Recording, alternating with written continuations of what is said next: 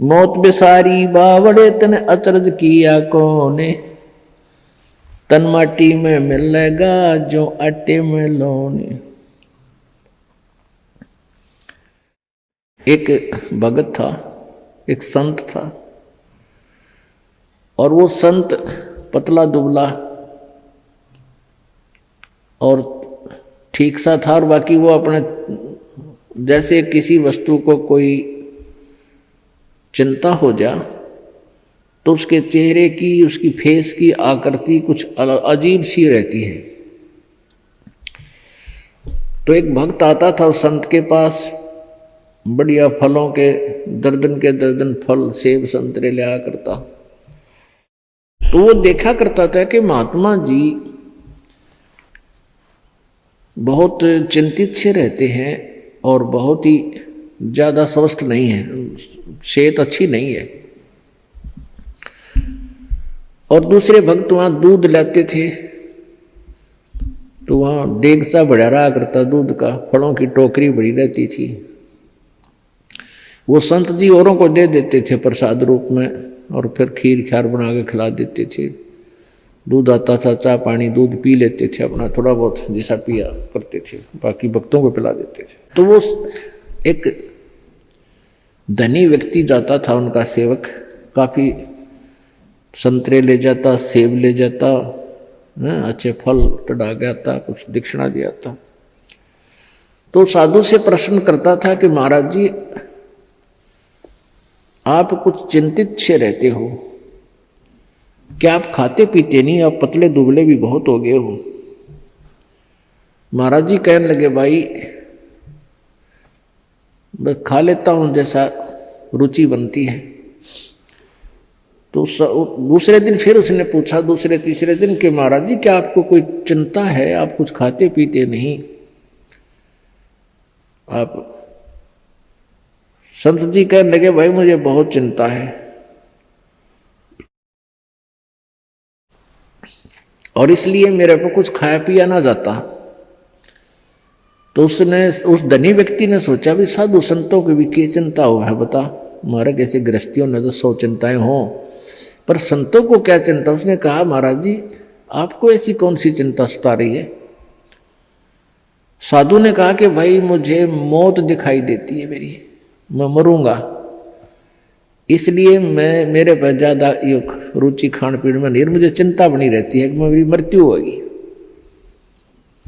तो संत कहने लगे जी कब होगी आपकी मृत्यु। अब उस भक्त ने सोचा कि अभी निकट भविष्य में ही शरीर छोड़ते होंगे 2-4 दिन में। उस समय उस संत की 40-45 साल की आयु थी।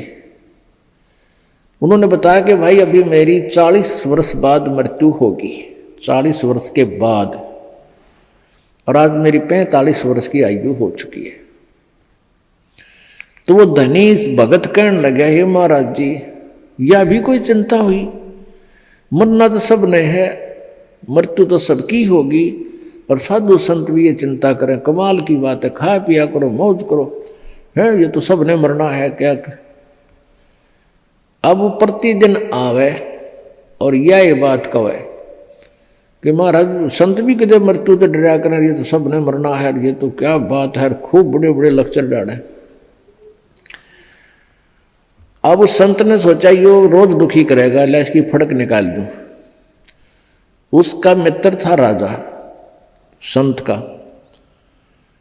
और संत ने उस राजा से, मित्र नहीं उसका सेवक था, राजा से कहा कि संत ने कि वो जो धनी व्यक्ति है एक सेठ, उसको फांसी की सूली की सजा सुना दे, फांसी की, लेकिन तोड़ना नहीं है, उसके लिए कोई समय निर्धारित कर दे, महीने 20 दिन का, और उसके लिए कोठड़ी में बंद करके उसने सारा सामान रख उसके पास, दूध भी फल भी खूब ठाठ रखा, अच्छे बढ़िया घी दूध चूरमे खिला उसने।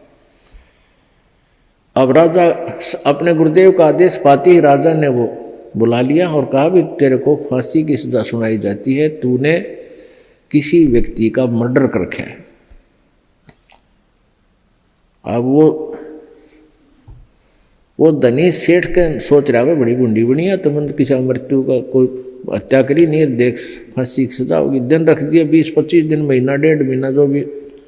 अब वह दिन तारीख दर दी 25 तारीख, 24 10 30 तारीख, वो 30 तारीख रख दी महीने की, या 14 6 8 जैसे भी कोई रख दी। तो हम अपने उदाहरण के लिए उसको 8 रख दी, जो 1 महीने बाद थी, और एक कोठड़ी में बंद कर दिया। उसके आगे फल और दूध के पूरे पात्र भरे रहे, लोटे के लोटे। जब उस फांसी के दिन में 10 दिन पहले, 20 दिन जब उसने हो लिया उसको कैद में, ये पक्का हो गया तेरी फांसी होगी। संत जी गए वहां, उनके कैद की कोठड़ी के अंदर से, इसके पास से घूम निकले आगे को, उसने देखा श्रीयामा गए। गुरु जी गए, आवाज लगाई, महाराज जी सुनियो महाराज जी। महाराज जी वापस आए, वन्य देखे थे को होगा तड़े बोल लेगा, मैंने देखते ही कौन से में है वो भगत कहा न देखा महाराज जी ने, भाई कौन है तू? अगजी में वो फलाना सेठ से।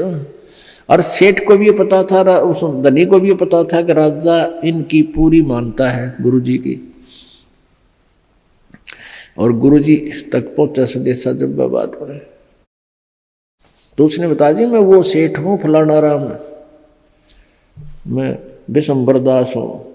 बोला अच्छा, अरे तू बहुत कमजोर हो गया बेटा, क्या बात है?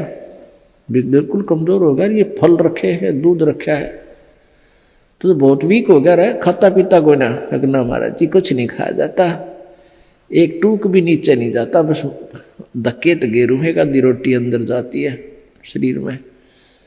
क्या बात होगी? अब मेरे को फांसी की सजा सुना रखी है, कति झूठा केस है मेरे पर, गुरु जी मेरे पर दया करो, मेरी पीछा छुटवाओ।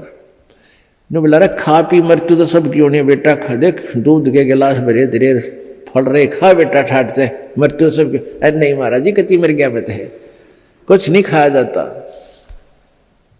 जब उसने उस राजा बुलाया, भाई छोड़ दिया भगत ने, ये तो निर्दोष है। तब उस संत ने बताया कि भाई लाला जी जिस प्रकार तने 8 दिखे थी ना, उन्होंने कहा था मैंने तो 8 दिखाई दिए से, कुछ नहीं खाया जाता।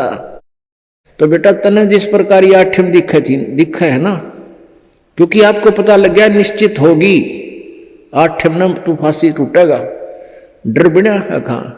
तो इसी प्रकार मुझे मेरी 40 वर्ष बाद वह 8 मन दिखाई दे आज, इसलिए मेरा इस संसार में रुचि रही नहीं। जिस प्रकार आपकी ना घर में रुचि, ना क्या की रुचि, ना तू खास खाने में रुचि तेरी, एक ना कोई रुचि नहीं थी, बस मरता हुआ खाऊं था और 8 के गुण गाऊं था, उस 8 पर ध्यान लगाऊं था। तो परमात्मा कहते, संत जी कहते हैं कि मैं भी भाई मन ने अपनी 8 वह 40 साल पीछे आने वाली ऐसे ही नजर आ रही जैसे आप जी को अब दिखे थी। तो पुण्यात्माओं हमारे ऊपर इतना दबाव है इन तीनों गुणों का, इस त्रिगुणमयी माया का, कि हम 10 मिनट बाद भी याद नहीं रख सकते इस मौत को, और यह रखनी चाहिए, रखनी पड़ेगी।